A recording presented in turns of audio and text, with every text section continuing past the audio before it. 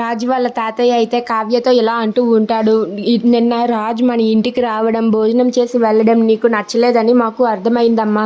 కానీ నీకు నచ్చినా నచ్చకపోయినా ఇక మీద నుండి రాజు రోజు కూడా మన ఇంటికి వస్తూనే ఉంటాడు. అది నువ్వు నచ్చినా నచ్చకపోయినా సరే భరించక తప్పదు. ఎందుకంటే రాజు ఇక మీద రోజు కూడా మన ఇంటికి వచ్చి మన ఇంట్లో వాళ్ళతో కలిసి మాట్లాడుతూ ఉంటాడు అని చెప్పి అంటూ ఉంటాడు. అది వినగానే కావ్య అయితే అలా చూస్తూ ఉంటుంది.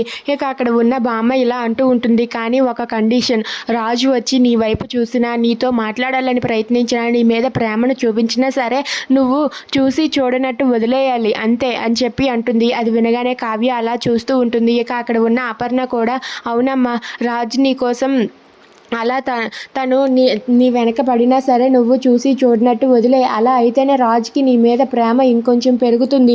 రాజు నీ దగ్గరికి రావాలని అనుకుంటాడు. నువ్వు అతనితో మాట్లాడడం కానీ అతని వైపు చూడడం కానీ చెయ్యకు. నువ్వు చేస్తే అతను మళ్ళీ ఈ ఇంటికి రావడం మానేస్తాడు. అందుకే నువ్వు చూసి చూడనట్టు వదిలేయ్ అని చెప్పి అపర్ణ అంటుంది. ఇక ఆ మాట వినగానే కావ్య ఒక్కసారిగా షాక్ అయిపోతుంది. ఇక అక్కడ ఉన్న బామ్మ, తాతయ్య, అపర్ణ వాళ్ళ ముగ్గురు కూడా ఇక రాజు రోజు వస్తూ ఉంటాడు, మాట్లాడుతూ ఉంటాడు, కానీ నువ్వు మాత్రం రాజు వైపు చూడకు, మాట్లాడకు అని చెప్పి అంటారు. అది విని కావ్య అయితే అలా ఉండిపోతుంది. If you like this video please like, share and subscribe friends. Thanks for watching.